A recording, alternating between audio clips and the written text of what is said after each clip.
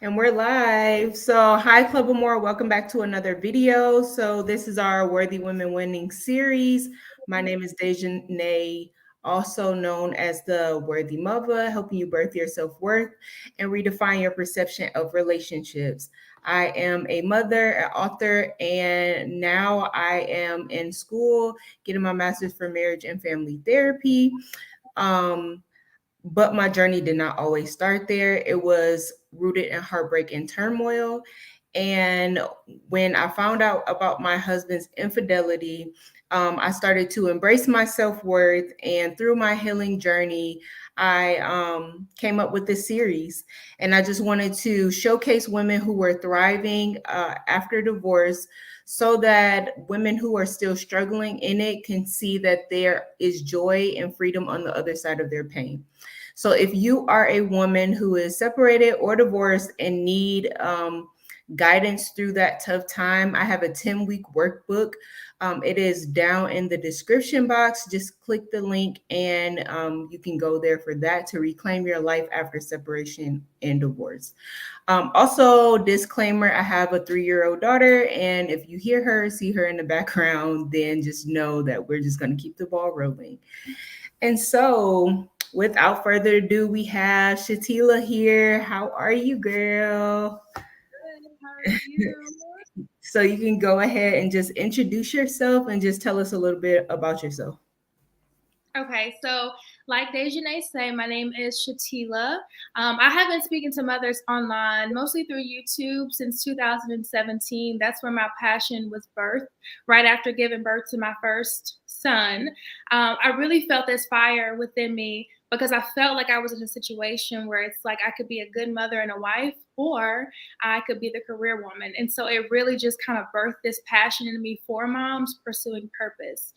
Mhm. But outside of that, I am an author. I'm working on a program for mothers, a reset program, and it's really designed for single mothers. Since the last 3 years, since my divorce, I have been a single mother, and I understand just the sheer overwhelm that comes with being a single mother. And for such a long time, I've been like, oh, I want moms and single moms to thrive, not just survive. But then I hit this season and it's like I kept trying to thrive in a season where I was drowning. And I Yeah. was like, wait a minute, that sounds good, but I need to figure out how to survive Yeah. this season. So that's what it was birthed from. Like I said, it's called Reset. And so the whole premise is when you have that season of overwhelm, you can just pause, take a second, reset, get back down to the fundamentals, and then just survive through that season. And then once you're stable, then you can focus on thriving. So that's what I've been working on. I'm also in school, get my master's in marriage and family therapy. Yeah. So, that's in the background too. And yeah, about to finish up my book. So it's called Redefining Mother's Journey to Wholeness. So. Yay. Yes, yes, yes. All the good things. But Yeah, yeah, you were the one that put me on to marriage and family therapy. So I'm like, yeah, yes, it's girl, been a couple yes. people. Yeah, Yeah, really. yeah, it's been a few more people. They're like, I want to talk to you some more about that. So Yeah, yeah. thank you. Awesome. So we're gonna just hop right in. So my first question to you is, what household did you grow up in? Was it like a healthy two-parent household? Was it like single parent? How was that dynamic? For the majority of the time, it was a single parent household. Um, my mom, she definitely has the gift of goodbye. So she's of the mindset, listen, I'm not putting up with foolishness. I'm just not. So unfortunately, what that meant for me is being not having the best relationship with my father then. I would see these men and I'm, oh, maybe this is gonna be my daddy or this will be my new daddy, and then boom, they were gone. And so Mhm. I kind of went through this cycle. Now I will say that there were periods where she was married, but even in those instances, it was like she was the man of the house. Like we were Mhm. her kids. She disciplined us. She called the shots, and they were just kind of in the background. So I Mhm. really, even still in that dynamic, didn't see a man being the man of the house and really leading the household. So yeah, it's just, and then my family, all I saw was single moms, you know. So that's really all I know. That's really what I came from. Yeah. And how did that dynamic of seeing a mother like take charge and be like that leader, how did that play a part in your relationships going forward, like when you started to date? I think that it really, I don't even think that I knew that I had it within me, but it gave me this sense of I just have to take care of everything. I'm not used to having that man who's like, I got it. You don't have to worry about it. You know, I'm going to cover you. I'm going to make sure that you're protected and provided for and all those things. My experience was my mom did that. So somewhere along the way, I came to believe that I can't just wait around on a man to do things. I just kind of got to take charge and do it. And then you just kind of combine that with this almost expectation that was created that the man is going to leave. Like, I leave. Now, granted, I didn't know the story. You know, my didn't leave me. I left them. Yeah. The child is like, you have this, and then they're gone. So that was a part of it too. So it was just like a lot of things, and there was instances of like domestic abuse in the household. So, of course, I think that played a lot into me having this need for perfection and the desire to control something. Because there was so much that was kind of out of control in my environment that I think that through school, and my achievements, then I was able to control that. And I've gone to that for such a long time. And so that's definitely been a process of unlearning that need for perfection. That's interesting. So going into like your relationships and how like the state you were in before actually getting married, like what was that state like? Were you pretty, would you consider yourself like healthy at that point, like your mindset, like what was your mindset after like experiencing your environment as a child that you grew up in, and then maybe experiencing some relationships along the way? What was your mindset before you got married? So right before I got married, I had started flying with Delta. So traveling back then, like, you know, Tinder was still kind of new. So my friend, she got me on Tinder because she had me to believe that I was going to meet my husband on Tinder. Okay, fine, let me try it. So I'm meeting all these people in different cities, right? And me, I'm very intentional. You know, when I meet people, I like my feelings get caught up real quick, right? Yeah, me too. And that's why I'm not a very good serial dater. It's like we're here with each other, right? So I got to a space where I was tired of meeting people. I was tired of meeting people. I was tired of starting over. I was tired of trying to show people my heart and show people how good of a person I was and how I could be there for them. So I was tired. And so I had a conversation with God, and I was like, I'm done. I'm done. Until you send me my person, I am done with this. And when I tell you, within a couple of weeks, I reconnected with my ex-husband, and my first, I don't know, thought was, oh God, thank you. Thank you. You know, I just said, and you done sent them already. And so I realize now I didn't go back to God to confirm or to ask him. I just assumed and said, oh, thank you, God, and just ran. So I was just really in a place where I was really wanting to be seen. I wanted like a man I wanted a man to see me, you know, like see to the core of me. I was just so tired of people, I guess, not taking me seriously in these situationship type dynamics. So yeah, that's where I was right before I got into a relationship that led to me. Okay, all right. Well, I could definitely understand that. Yeah, I could definitely understand that. And unfortunately, it's funny that you brought up Tinder because that's where I met. That's where I met mine. Yeah, my friend, she was like, I met this girl, she met her boyfriend on Tinder, and I was like, oh, Right. let me give Yeah. it a try. Yeah. Exhausted. Exactly. Exhausted. I can't remember that many conversations. I just, Yeah. it's not. Yeah. And it was funny too because my my coworker at the time at my job, she met her husband off Tinder.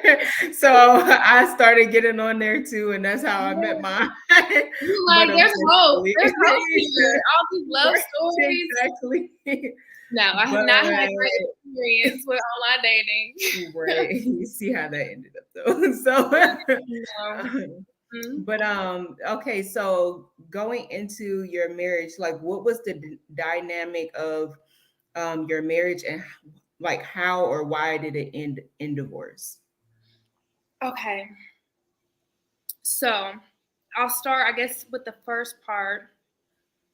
Um, I mean, I will say that there was a foundation of friendship because Mm-hmm. we had known each other since we were 12. And we Mm-hmm. had dated in sixth grade, dated in 10th grade, whatever. So there was a history of friendship. And at the time, I thought that, oh, I know this person, we have history. Yeah. That's all there is. Like, I didn't realize that there's still a qualification process. Like, you Yeah. still need to really get to know this person, who they are today, their character, how they show up, all those things.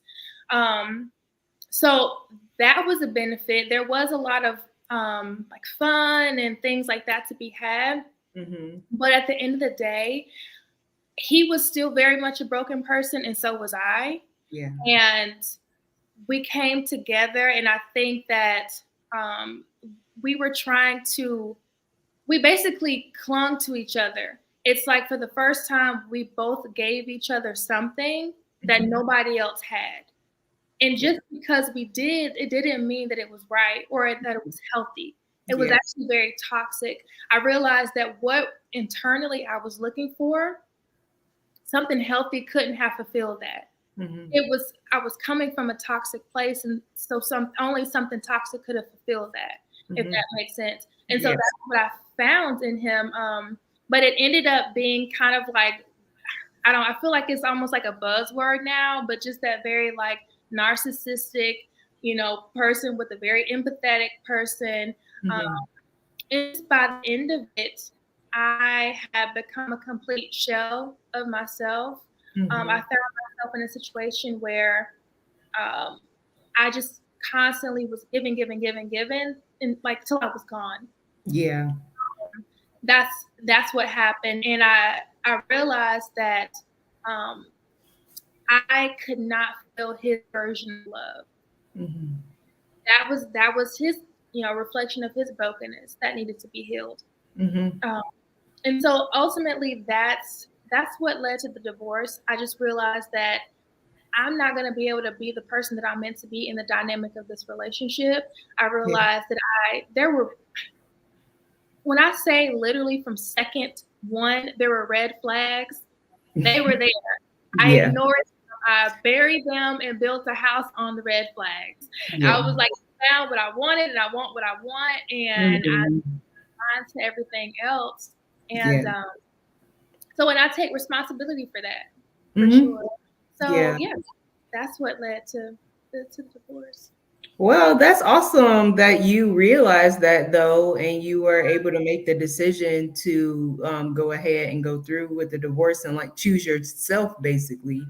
Yeah. Um, because I feel like God did it for me because I wasn't that person. I was the person, like you said, that saw the red flags, built the house on the red flags, and continue to ignore the red flags Mhm. and try to fix the red flags. So I went to like marriage counseling and we went to individual counseling and stuff like that. And God just took it away and he said, this ain't it. And so sometimes when we aren't strong enough to look at ourselves and like walk away from stuff like that, and we're constantly trying to fix and fix and fix, then God would definitely just snatch that thing right away. Yeah, So he will, along with give you signs along the way. And then exactly. I don't know. I was like, no, this is just a natural progression of a relationship. You Exactly. all that this is. Yeah. Yeah. No. Yeah, No. exactly. No. Okay. So how when you left that marriage, what did you end up doing to heal from that whole experience? So the very first thing I did, like I said, was take accountability, because I realized within a matter of like a week, I was like, you know what? I've watched women my entire life be bitter Mhm. because of what a man did, because of what a man did not do, how they did not show up, how they left them, how they should have did, da da da. And I was like, no, I'm not. I gave this person so much control over me for such a long period of time. I'm not going to continue to allow him to have that control over me because of bitterness. And Yeah. so the very first thing I did was take accountability. And I said, okay, Shatila, where were you that you allowed this chaos in your life and you called it love? What place were you in? And I focused on that because I'm like, okay, if I can focus on that, if I can get to the root of that, then I could figure out where I was, why I was there, and I'll never go back there. I'll Yeah. never find myself in that place again, Mhm. because clearly there was something there that needed to be healed. So Mhm. that's what I did. And I really sat with myself, but the process actually began months earlier. That's really how I had the courage to walk away. Mhm. I had started asking myself some very hard questions and honest. I think that was also at the root of it. Mhm. And when I got honest about where I was, how this person had affected my life, and I just got real about the situation as much as Yeah. it hurt. Like, this is the person that you chose. This is the person that you married and laid down and had not one but two babies by. Right. Oh, this is the person that you gave up so much for. Mhm. I had to get honest with myself and say, Yeah. look, hey, some of this was on you. And Yeah. so I got honest. I took accountability for my own actions. And I think that gave me a sense of freedom, Mhm. um, because when you're bitter and stuff, it holds you in bondage. Yeah, So definitely. I did that, and I put all of that energy, instead of it being towards somebody else, I put the energy into myself. And I Mhm. just said, hey, what do you need?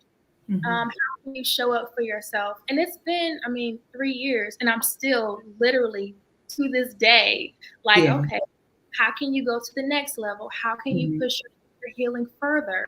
Yeah. How can you continue to expand and Mhm. get for instance, for a long time I didn't date for over a year, Mhm. and I decided just out of the blue, like a couple of weeks ago, I was like, I think I'm ready to date again. I think I'm ready to get Mhm. out there. Yeah. And I had heard this thing of basically going back to past relationships and asking that person, like, hey, how was I in that relationship? Now, Mhm. granted, you do this with everybody in every situation. You Yeah. got to use discernment.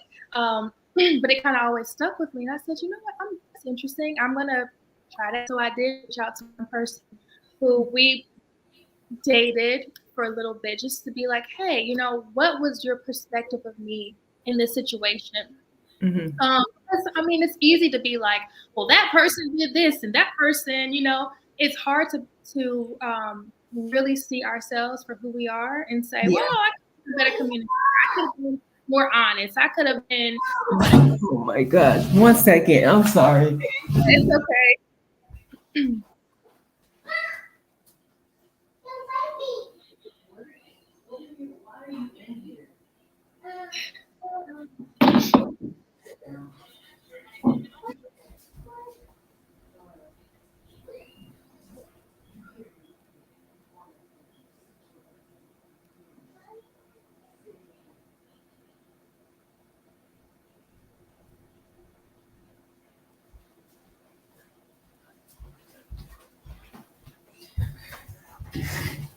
Child. All right. Sorry. It's mine are gone, so that's why it's so quiet over here. That's the only reason.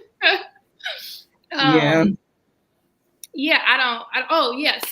That. So yeah, that's just been the most recent thing that I've done. Of like, okay, let me push myself further. I've done all this work on my own, but I've also been sitting by myself. I Mhm. haven't had a mirror of a person that I was dating or whatever to reflect back to me like, no, you're still a little selfish, or Yeah. oh, yeah, you still don't communicate that well. You still shut down.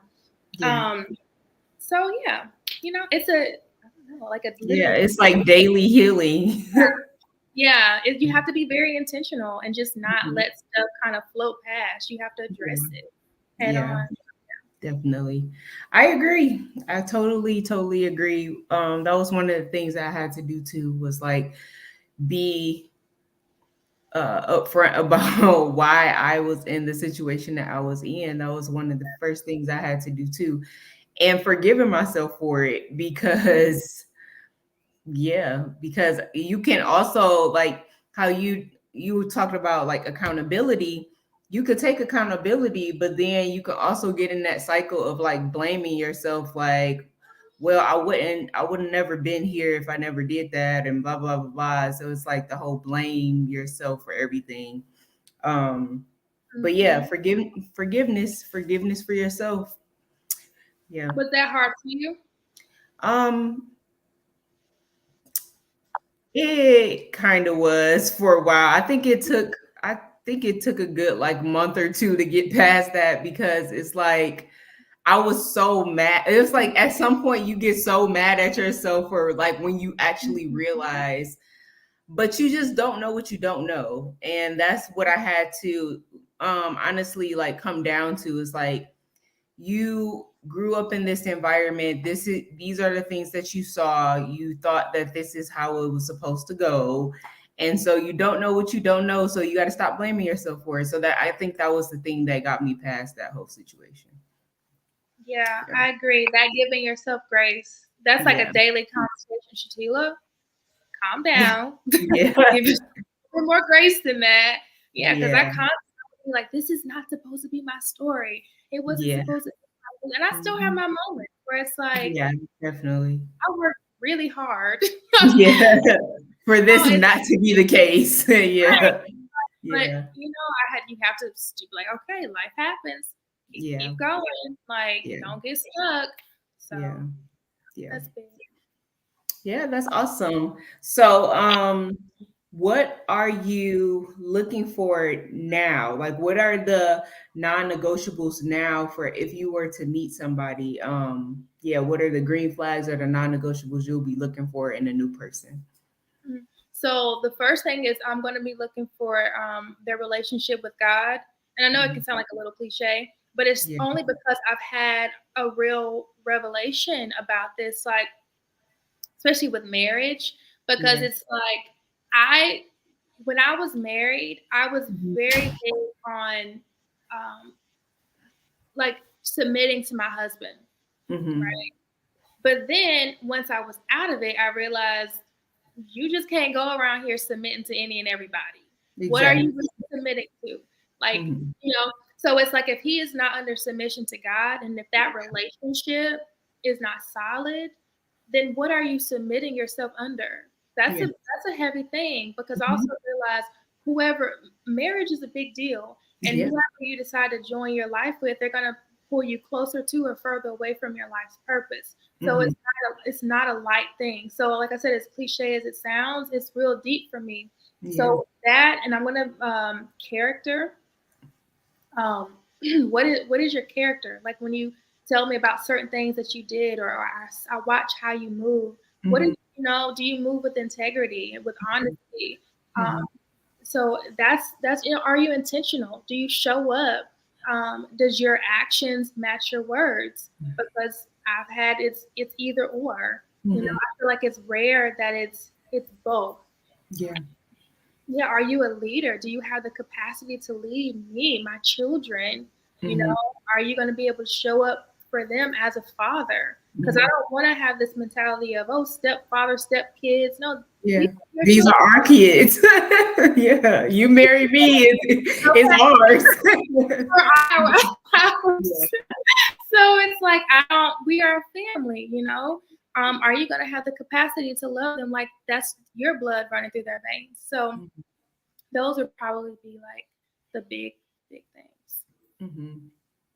That's awesome. So are you scared to love again?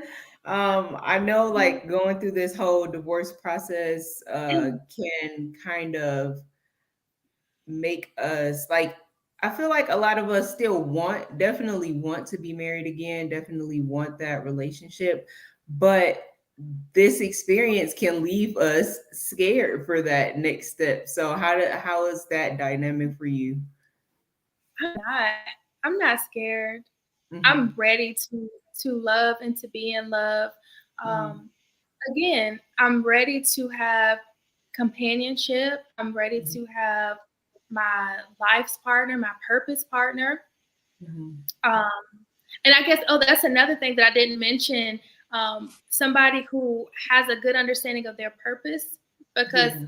we need to know, do our purposes align? You know, Mm-hmm. there's a purpose in us coming together in marriage, Yeah. and that as it pertains to the kingdom. This isn't just based on like how I feel, how you feel. This is something greater. Yeah.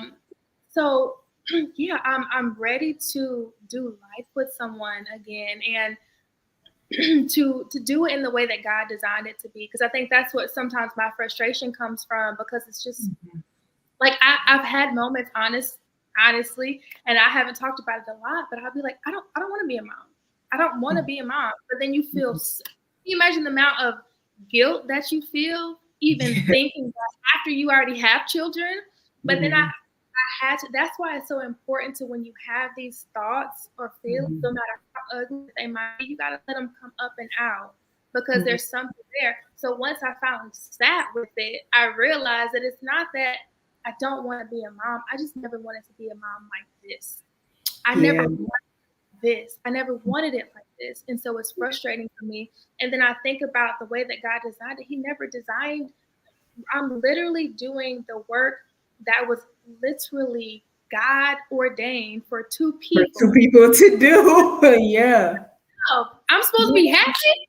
This supposed Yeah. to be, no, it's difficult. It's supposed to be difficult because it wasn't meant to be this way. So it's like, I just feel like, God, I'm so tired of living out of alignment. I feel that. I feel like Yeah. I'm out of alignment with the way that you designed it, and I can feel the weight of that. Mm-hmm. And so, yeah, I'm ready for restoration. Yeah. Yeah. Yeah. Aw. I definitely understand where you're coming from with that, because like I always say this, like people wear that single mom badge like it's an honor or something. And I look at these people like, girl, what? Like this is not anything to like flaunt and brag about and any of that. Like this is hard. And I just posted this on my story, I think last week. Um, Mm-hmm.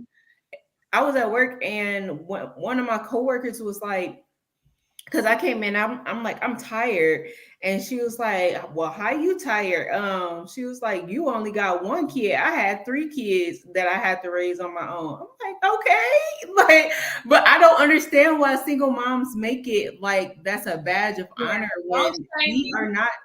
we're not supposed to be doing this alone. This is not like what God intended for us, for like the world to be or whatever. And it's like now it's no sympathy, empathy, whatever, compassion at all for single moms. It's just like, well, I did it so you could do it too, like type thing. And it's Yeah. so, it bothers me so bad. Yeah, no, it frustrates me, especially, and I think that's why I developed such a heart for single moms, because I understand the stigma and the shame and the Yeah. insecurity and stuff that's attached to it. Yeah. And so that's really why it's such a big, I don't know, a big part of my heart. But you're right. Like I had this moment, and I'm like, I don't want the S on my chest. You can take Yeah. it. Exactly. strong Black woman. I don't want a badge of honor. I don't want Yeah. to on Father's Day be posting, oh, I'm a man. Right. No, I'm not. No, I'm not. Okay. Exactly. The Lord is their father right now. Exactly. Right now. I know I'm not. I am a woman. Yeah. I am a mother. So it's like, even when people, they'll say things like, oh, you just make it look so easy. And I'm like, listen, if that is the image that I have portrayed, I am sorry, because it was definitely not Not intentional. easy. I might bring some happy moments, but you don't know. I posted, if you saw this reel where I had took them to the movies to go see Sonic. Oh, it's cute. Oh, we went to go see the movie, and you don't know the whole backstory behind that and the whole chaos that was in the movie theater, and they got a whooping when they got home. Like, you don't see all. Yeah, definitely. So it's like, no, you could take the S. It's hard. Yeah, Hard. it's hard. Exactly, it's hard. Yeah, so I always say, like, I don't see how people are out here being single moms to more than one kid, because, child, it is hard for one. So I commend you for two. It's not. Yeah. Okay, so my next question to you is, if you were to go back to your younger self before you got into any relationships, what would you tell her? I would tell her that she doesn't have to be desperate for love. I would say, I know you're hurting, and I know that you really want your dad to be there. You really want him to show up for you. And sometimes, unfortunately, life is hard. And sometimes, unfortunately, life hurts. But thinking that a boyfriend, a man, is just going to be a band-aid to make it better, it's not. It won't make it better. I would tell her to take her time and to be patient and to really focus her energy on everything that she ever dreamed for herself, and to never lose sight of that for anybody. To stay focused, to be very intentional with her time. Yeah, that keep it short. Yeah, that's awesome. Yeah. Okay. All right. So do you no, I already asked that question. I'm sorry. All right, I guess this could be our last question. If you were to give one piece of advice for the women who are separated and divorced and they are still struggling right now, they're in those early stages. What piece of advice would you give those women to get through to the other side? I would tell them that they have the capacity to handle this, and that even though it doesn't feel like it, that, once again, it's a cliche, if it was too much for them to handle, they wouldn't be walking through it. They wouldn't. And that I would tell them that as much as it hurts, as much as it's frustrating or whatever it might be, or they might want to use whatever vices to cope, or maybe they want to use that man to cope. Maybe they want to keep running back, even though they know it's not healthy. You can't do that. One thing that I love to tell women is that if you don't walk through it, you can't heal from it. And so whatever your season is, walk through it. Sit with it. If it hurts, let it hurt. Let it feel it. Don't try to shove it away. Don't try to ignore it. Feel it. Sit with it. Allow it to come up and out so that you can deal with it. Because once again, if you don't walk through it, you can't heal from it. If you just keep ignoring it, it's still going to be there. It's still going to be lurking in the shadows, waiting to come and mess up some future situation. So give yourself grace in the season and know that there is another side. Yeah. There is another side, the other side to this. So just keep going. You're stronger than you think. Yeah, definitely. And that other side is freedom, child. So, so keep holding on. Right. Okay. Well, that was all of our questions. Did you have any final words or any more advice for the audience? If not, then you can go ahead and tell people where they can find you if they wanted to connect with you.